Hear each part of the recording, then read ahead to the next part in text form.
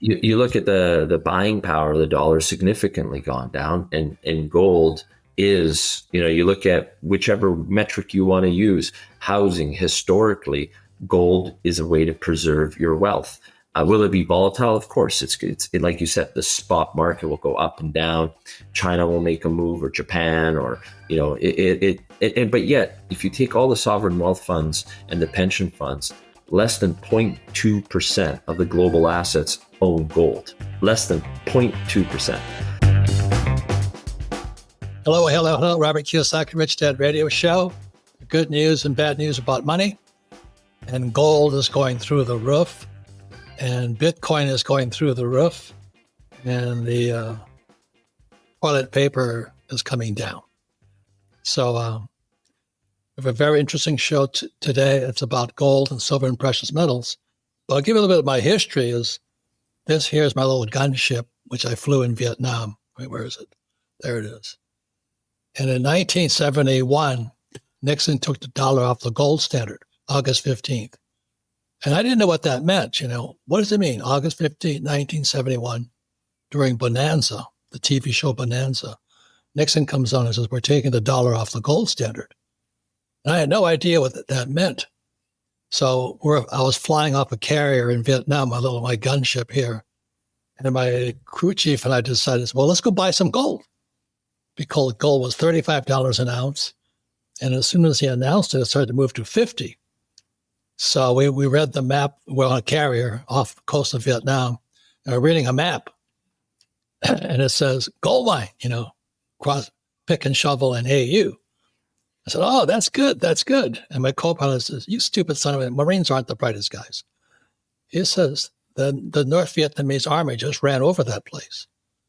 So what does that mean? He says, that gold mine is now in North Vietnamese hands. And I said, well, why does that stop us? We're gold miners. Gold miners aren't the brightest guys either. So we launched off the carrier, filed a fake flight plan, and we headed into enemy territory. And we're flying my little gunship here, like this, and we're looking for gold. And we're reading the map. And there's all these bamboo trees on the map. I said, okay, there it is. And we circle the village. We take no fire. So good. That's a good sign. We park. And we took all our guns off. And the Vietnamese were having like a swap meet, or their daily market, selling chickens and ducks and vegetables. And we come unarmed. We're walking through the village, and the Vietnamese are going, those guys are stupid. They're walking there. They're going to get shot today. I said, no. We're capitalists. We're not Marines today. We're here as capitalists. So I said, where's the gold mine? And they point to this little bamboo shack. So I walk up to the bamboo shack, a little Vietnamese woman sitting there, and she had bright red teeth, some of her bright teeth, because they chew beetle nuts. And she didn't speak English. I didn't speak Vietnamese. My co-pilot definitely didn't speak Vietnamese. And I said, gold. And she had little vials of gold nuggets. And all they looked like were raisins painted gold. So I look at my crew chief and I go, is this gold? He says, well, as I know. See, back in that day, it was illegal for Americans to own gold. I said, it's illegal? No. So we're here, two business guys, not knowing what we're doing. So gold was $50 that day. And I said, I'll give you 40. I held up two $20 bills. And she goes, spot. Hold up. So no, 40. She goes, spot. So I got a spot in my shirt or something. And on that day, that woman taught me one of the most vital lessons of all times. Gold is money. As J.P. Morgan says, gold is money. Everything else is credit. So what happened on that day was a dollar was becoming toilet paper. It was now credit. It was debt. And then she says, spot. And she wouldn't budge. And the next thing I hear is all this yelling and screaming from my crew chief. And I thought, oh, the NVA is going to get us. So we are running through the village, thinking the NVA is going to kill us that day. And I still remember Marin running through the village. There was a duck in my way. That duck became a football, I didn't mean to hit your duck, And then now the Vietnamese are pissed because I kicked this duck. So we get out to my aircraft here, and it's sinking. I said, what's wrong? And Marines aren't the brightest guys on earth. We parked it in a rice paddy. The damn helicopter was sinking. Oh boy! So we had to climb in. The two pilots were bigger than the crew chief. Crew chief was a tiny guy, and he starts the engine, and we're on the back in the boom area, this side here, and is rocking the aircraft, trying to get out of the mud. Mud's flying. We're covered with mud. He finally gets into a hover. He's holding it. The two pilots climb in and we fly back. Aircraft covered in mud. We're covered in mud. No gold. And we got back onto the carrier and we said, don't ask us what happened. That was my first day of buying gold. I failed terribly. It's a long way of saying, in full disclosure, Marin Katusa is Katusa Research. Been a friend for years. He lives in the great country of Canada. And we took this little puppy here. It's like, this is real. This is what real gold looks like. And this is the Trixie mine. And we took this public on New York Stock Exchange. And we're going to talk about my favorite subject, gold. As JP Morgan says, gold is money. Everything else is credit or debt. And as you may know, Moody's just downgraded the American credit market, the debt. So the bonds are going bad in America.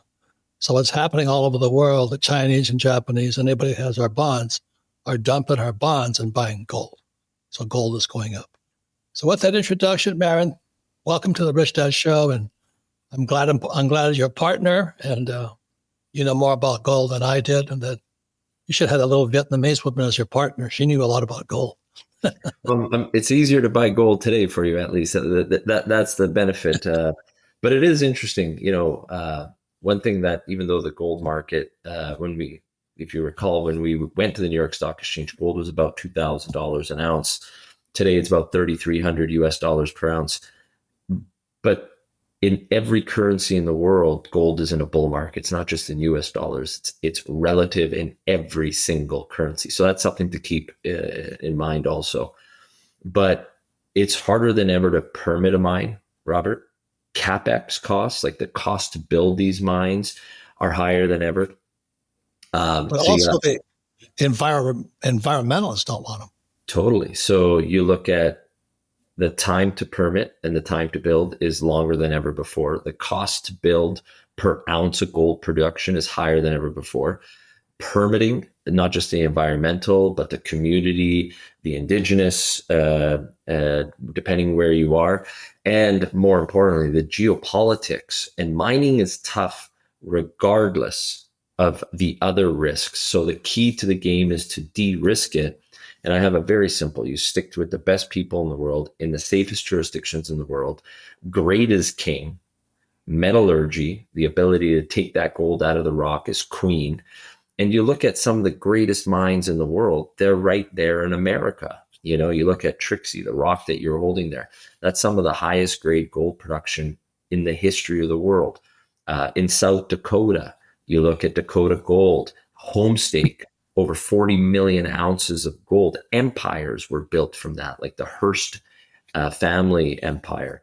And then that funded all of their publishing empires. So you look at the wealth, you look at certain areas in Nevada, these new technologies are coming into America under President Trump. It's not just the nuclear renaissance, there's a mining renaissance going on. And they're fast tracking this process where these environmentalists and these NGO groups who were incentivized and their business was to prevent these mines now are being called to task. And these mines are high-paying jobs, safe jobs, the technology being applied to these jobs. What the American oil industry experienced 15 years ago in fracking, that incredible technology and revolution and the jobs that created and the geopolitical global change of what that happened, we're just starting that in the mining industry also. The miners, like you said, aren't as smart as the oil patch. So it takes a decade and a half to catch up, but they're getting there. So let me get this, okay? So this here is the Trixie mine. Where is it located? So that's in Utah. Utah has incredible potential. You look at some of the largest copper mine in producing mines in the world is right there in Utah. That's a But real potential. the reason I say that is my first mine was in China, Yeah. and we took it public on the Toronto Stock Exchange. And as soon as we struck gold, the Chinese said, "Thank you very much." Yeah. And that's called country risk. So when you started telling me to invest in this one here, it's American. And so the reason I like it is because you don't want any country risk, because that's where most mines are, is in dangerous countries. But this one here is in Utah. Its call sign is ODV, New York Stock Exchange. I'm not saying invest in it. I'm just telling you this is what Marin and I brought to market here. So And remember when we went to the site, the workers, they were all fans of yours. They were asking to take photos of you. These are young, strong. You remember the joke I said to one of the young guys? I said, "Oh, you're going to take a picture to impress your lady friends in the bar." And they go, "No, I don't go to a bar. I'm Mormon." These are strong, healthy, motivated people to work and improve their lives, increase cash flow. If you're a young person, I couldn't encourage a better industry than to go and actually build something. And mining is an incredible industry that needs people who want to work hard. And you look at, Robert, what happened basically, God created the gold, but the interesting thing is the devil took it and spread it around the world. And he put it to screw with people in these crazy parts. So in the 90s, the price of gold went all the way down to just under $300 an ounce. So projects like what you have in Utah or in South Dakota, as you go deeper and deeper, that at $300 gold, it didn't make the return that you could go to places in Chile, Peru, China, Indonesia, the Philippines, Africa, all these places where the low-hanging fruit was there. So the mining companies went to where it was. Now that that's 20, 30 years later, the governments want their take. The indigenous people want their take. Royalty rates are going up. So what interesting, what you see is, even though gold is now over $3,000 an ounce, you would think, wow, the margins of these producers should be incredible. Well, it's actually not, because the government, as the price goes higher, the government takes a bigger rake. COLA contracts with all the unions, the cost of a living adjustment, the workers are going to take a bigger chunk as the price goes up. So the shareholder, you got to be very careful where you're producing. And I can't emphasize enough, grade and political stability with a management team that knows what's going on. There's so many projects that are 50%, 100, 200, 300% CapEx overruns. And consultants, like if your project's being run by consultants, good luck. I wish you the best of luck. Right. And again, this is the call signs ODV. It's in Utah. And after China, I have a whole new definition of country risk. The country risk is America. We obey our laws. They don't change the laws. So I have a question for you, Marin, is why doesn't Marin Katusa just buy the gold coins? I mean, what is the advantage of going with miners? Because that was one of the questions I had for you. Because I've been buying gold and just the coins, and I store them in Liechtenstein, because that's where it's safest. But what's the advantage over owning gold coins, or a stacker, as they call them, versus a mine?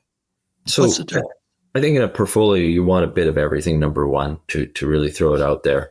But if you really want the leverage, or what they call torque, to your portfolio, when you get into a project like what we invested in, Robert, there's 100 years of data there, other people's money, OPM, as I call it, and bringing modern technology. You can start adding millions of ounces of gold without spending hundreds of millions of dollars to drilling. And that leverage, now that torque, can take these stocks significantly up. In addition, once you advance that and de-risk the asset, you go and get a permit, such as what we did.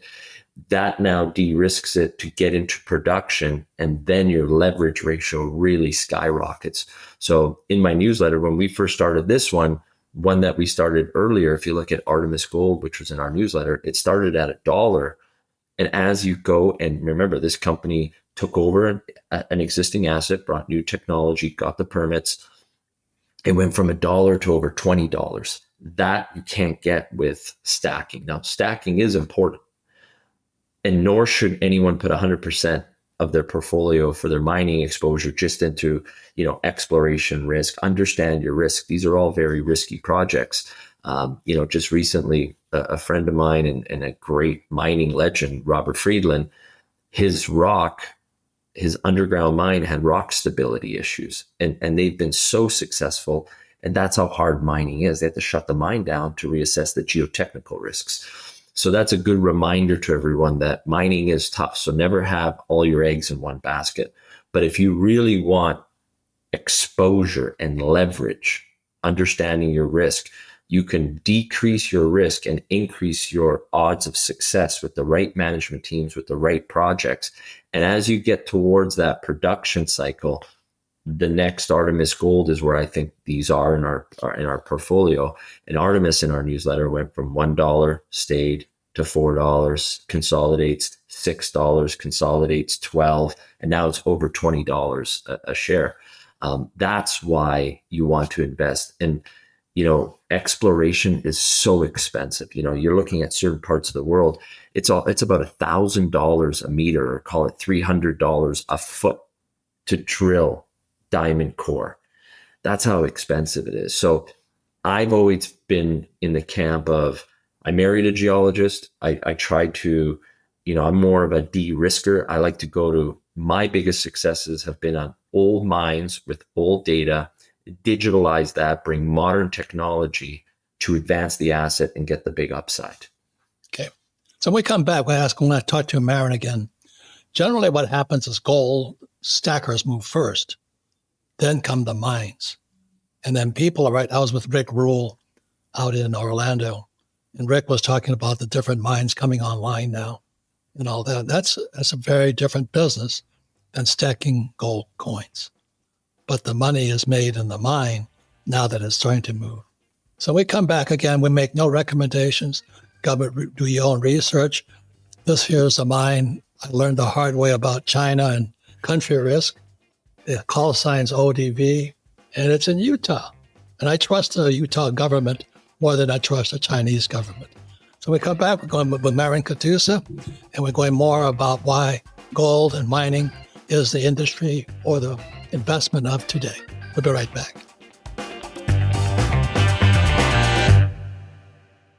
Gold is up over 25% this year, and I believe it's just getting started. Even Goldman Sachs says it could keep climbing through the end of the year. But most people, they're still stuck in paper gold. They buy ETFs thinking they're covered, but that's not gold. That's a paper promise, an IOU. And when the system breaks, that paper won't mean much. Even worse, gold ETFs are taxed like collectibles, not like a real investment. You could get hit with a 28% capital gains tax. That's not a hedge, that's a trap. I don't own paper gold. I own physical gold, the kind that you can hold, store, pass on. No Wall Street exposure, no counterparty gain, just a time-tested asset that helps strengthen and diversify your savings. And yes, you can move your real gold into your IRA or 401k tax-free. If you want to learn how, text GOLD to 24999. You'll get the Rich Dad Gold Forecast Guide. It explains how real gold can help you hedge against uncertainty and why so many are turning to it right now. Again, text GOLD to 24999 and get the facts before the next wave hits. The average time to hire for most organizations is 30 to 45 days. Are you tired of the costly and lengthy hiring process? Simplify and speed up your recruitment by using the experts at Express Employment Professionals. Reduce time to hire, cut down on multiple interviews, and lower your recruitment costs. Whether you're looking for contract workers or new team members, our streamlined recruiting, candidate screening, and hiring process is more efficient than hiring on your own. Visit expresspros.com today. Haven't used a staffing company before? We know that you enjoy learning new things and keeping up with trends and efficiencies. Make a change this year with your hiring. Businesses are navigating a landscape that has never been more expensive or regulated. Start at expresspros.com to find the location near you. With more than 860 locally owned offices, you'll get the hiring support that you need at expresspros.com. Welcome back, Robert Kiyosaki, Rich Dad Radio Show. Things are changing really fast. And you've heard me say for years, this here is toilet paper. And this here is a Zim dollar. It's $10 million. You couldn't buy an egg with this today. And the federal government's doing exactly the same thing with this. They're printing. And that's why, for full disclosure, I'm an investor with Marin in ODV. It's a gold mine. That's what real gold looks like. It's in Utah, very low country risk, very hard working. Most of the miners are Mormon. They don't drink. They show up on time. They work hard. But what Marin did with this mine, I thought was brilliant. And Marin, correct me if I got it wrong. This mine was started around the 1850s, and the miners kept all these records. And what you did was you took those records, and didn't you apply like AI to it to find out what they had really discovered? Correct. You took new technology to old technology, all mining records. Analog data. Remember, we went into the data room and it was all just sheets and sheets and sheets of old school paper, not even today's paper. Remember how different that old mining paper was. So you have to digitalize it and bring modern, and then you have to confirm the wells, the data with new drilling. But I've done that time and time again. Copper Mountain, that was over 20 years ago, and it became the third largest producer in Canada. And it's just how can you de-risk your investment and get more information, more data? And it's taking this 100 years of data, digitalize it, optimize it, and accelerate your process. Is it accurate to say that was AI did that? Well, AI has been around for many, many years. Now it's getting a different type. But yes, there's all sorts of incredible software. I didn't invent the software. You just pay for other people to create this AI software. And then you go and digitalize all that information to tell you, oh, this is it. And remember all the 3D models of all of where the deposit is. You can calculate how much has been mined out. That's how we created the instead of taking the shaft, we did a whole tunnel to get to the different levels. Mining is expensive. It's risky. So you have to really stretch, get a dollar out of a dime is the old saying. So what did you discover by taking, let's say, AI, for lack of a general term? What did you see that other people did not see in this old mine? So before we bought the asset, we did significant due diligence. Remember, we had to raise over $200 million to get to where we are. That's serious money. Mining, if you have a real asset, there's real prices to it. And it's about going, okay, do we have something that is world-class grade, world-class economics, and can we? But the beauty of a past producer, Robert, it's already a brown field. It has shafts. That's a district. There was over 23 operating mines historically on that tenure, all consolidated. So it's a lot easier to bring in a new mine if it was a past producer than it is a green field, which is there was no new mine, especially in today's climate. Regardless of where you are in the world, that's easier to do. Okay. So what did you find out that when you looked at the old records, applied new technology to it? I mean, you saw something other people couldn't see. Oh, definitely. Like when you're looking at all this analog data, it's by stope, foot by foot. It's really hard to put that all together. When you digitalize it, you're able to see, do we have an economic deposit? Do we have something here that warrants further exploration risk? And that's what we found out, that we should go this. And then look, we went and hired some of the world's top geologists, Dick Silito, who's the most awarded geologist on the planet, that Rio Tinto and BHP and Robert Friedland. He's a famous person where he himself walked the land. And as you know, he came on in my newsletter on a video saying he believes this is the number one prospect not owned by a major. Well, that's pretty good if the guy who knows more than anyone else, he's like the Michael Jordan of porphyry geology. That's big world-class deposits, says that. You're on the right trail. Doesn't guarantee success, but you're on the right trail. Plus, we believed gold would go higher, which it did. Silver, copper, and it's a district. It's not just one mine. That's a district, which means 20, 30, 40 years of mine life. And does ODV control that district? Correct. Yeah, they bought the whole thing. So that's how you look at a mining play. Correct. versus Yeah, you just want to own the whole development structure because a major is eventually going to want to have that. You look at just the historical data. The way we looked at it was we were buying now what was drilled out at a discount. We get all the upside for free. That's how right. you want to do the value investing so you can de-risk you have all the metallurgical results. You have the mining results. So you know what your recovery grades are. You can actually put an economic model towards this to de-risk your investment. And that's the big part here, right? So, you look at it, gold's been a great place. We talked about stacking. You can buy an ETF, which is the passive way. It's called GDX. That's one way to buy it. Then you have the majors. And the majors are essentially in this situation where because prices have been so low for so long, they haven't replaced their existing production that they've, depleted. So you have your reserve life index, like in oil, it's decreasing.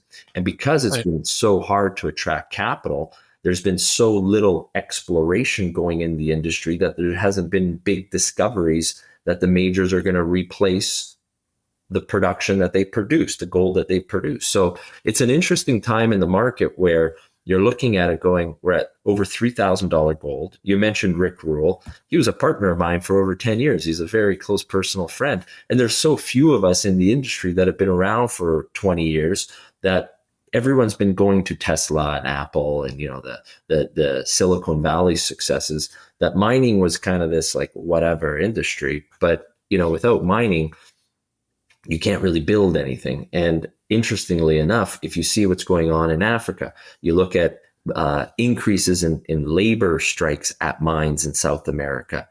Just Peru and Chile, two countries, produce over half of the world's copper. That's a scary stat for you. Yet, America has some of the world's largest deposits. You look at Pebble in Alaska. That's going to eventually be produced. I've been to that with David Lowell, who's at the same level as Dick Silito's world-class geologist. You look at what's going on I was just down in Arizona. You look at the incredible copper potential in Arizona, your home state. You look at the incredible assets that America has. And now mining is got a green light in America for the first time in decades. Well, let me say it another way. So this here is trash. And then just recently, Moody's just downgraded our bonds. And for years, bonds or debt was a tier one asset. Mm-hmm. But when they downgraded the bond, everybody says, well, America's bonds or debt or credit is no good. So the Chinese, Japanese, and the world starts dumping our bonds, and they're shifting to gold. So when you saw Moody's downgrade the U.S. debt, what did you think? Wow, gold is going to rip. That was the first thing that I thought, and going, you couldn't be in a better sector. You knew Bitcoin's going to benefit from that. It did. It's up 10%. You look at gold, it's up because of that. But it's a reality. You look at what's going on in the European Union, as my old friend Doug Casey used to say, at least with the US dollar, you know who owes you. With the EU, it's who owes you, right? So you have all those risks also. So, I think when you have even the Wall Street titans like Druckenmiller and all these legends on Wall Street saying you need a little bit of exposure to gold in your portfolio, whether you buy physical gold or buy the ETFs or the miners or the speculations, these non-producers in the gold sector that will one day become producers. That's where your biggest leverage will be. You need some exposure to gold. Right. So what I think is happening in 1971, Nixon took the dollar off the gold standard. And that was how many years ago? And I think that era is finished. We're now going back to a whole nother, the current, this is trash now. And so we're looking for a new form of money, which is why Bitcoin's going up and all this. Yet millions of people are still hanging on to this. I'd rather trade this for gold or silver or Bitcoin or saying it, I don't know how I just want to say it. These people are hanging on to this when it's going down. Would you agree with that? Well, you look at the buying power of the dollar significantly gone down, and gold is, you look at whichever metric you want to use, housing historically, gold is a way to preserve your wealth. Will it be volatile? Of course, like you said, the spot market will go up and down. China will make a move, or Japan, or but yet, if you take all the sovereign wealth funds and the pension funds, less than 0.2% of the global assets own gold. Less than 0.2%. I don't know. I like someone like Druckenmiller, who's an absolute success. And if he's saying it should be 1 or 2%, imagine the buying power that will come in and raise the price of gold and all the miners, because as the price goes up, then your margins start going up. Now, your costs will creep up. You're going to have cost inflation, like you said, because the dollar is losing its value. But gold is a great place to be. For me, there's that old saying, Robert, gold is the currency of kings, silver is the currency of gentlemen. Barter is the currency of peasants, and debt is the currency of slaves. So you want to decide where you want to be. Right. Personally, I love gold. Silver is a byproduct from a lot of copper porphyries. There's very few ways to place pure silver speculations. First Majestic, Pan American Silver are good places to go, but I just love gold. You can be a gentleman, but you're going to make a lot more money being with the kings. Can I ask you, I hate to ask this question, but do you have a forecast what gold will be like, what the price will be 2026? I get scared when Goldman Sachs, these guys that I've always been competing against, are saying 3,700 for the end of 2025. Like, that's 7 months away. The gold price today, Robert, is incredible for us when we go and build mines. So I'm very happy if it doesn't go up. If it goes up too high, the difference between mining and, let's say, Bitcoin is I can't move the gold deposit. So I would be very scared in places in Africa, certain parts of South America or Asia. If you have a very lucrative gold mine and now gold's 5,000, these negative swap line nations that I talk about in my book, they're going to want a bigger cut, and you can't move your mine. You're stuck. You have nothing. Right. You have no choice but to buy. At least if you're going to be investing in America and you get the $5,000 gold, Utah's not going to steal the mine. Nevada government is not going to steal the mine. The Alaskan government is not going to steal the mine. The unions will fight for a bit more, but you have a lot of margin at that point. So I would like gold to stay below 4,000 just so it doesn't cause true chaos in the industry.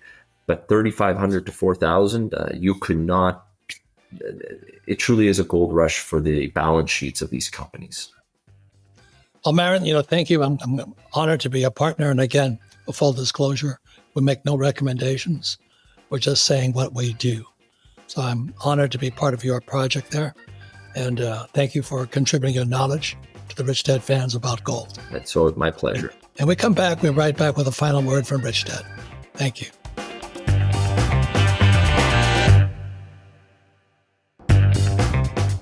Welcome back. I want to thank my partner, Marin Katusa. And again, the mine we have is in Utah. The call sign is ODV. It's not a recommendation. It's called the Trixie Mine. And we took it public on New York Stock Exchange. When you look back here, the cash flow board game, the fast track there is where I invest in. The middle section, the rat race, is where most people invest in.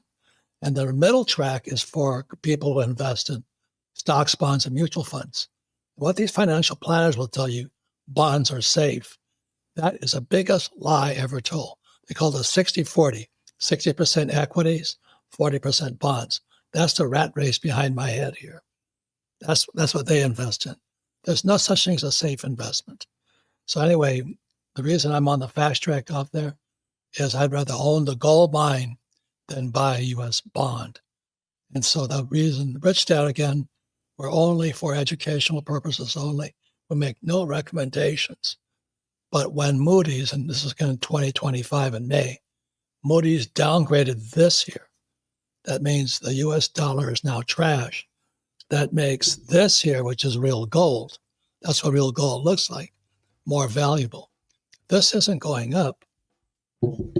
this is coming down. And that's like the Zimbabwe dollar here. This is 10 million. This couldn't buy you a boiled egg. The question is this going the same way? So once again, ladies and gentlemen, it's no time to be foolish and stupid. What does a school teach you about money? Nothing. So that's why everybody's into 60-40, 60% equities, 40% bonds. And Moody's just downgraded our bonds. Think about that. So thank you for watching the Rich Dad Radio Show or podcast, and go out and make it a better world. Thank you.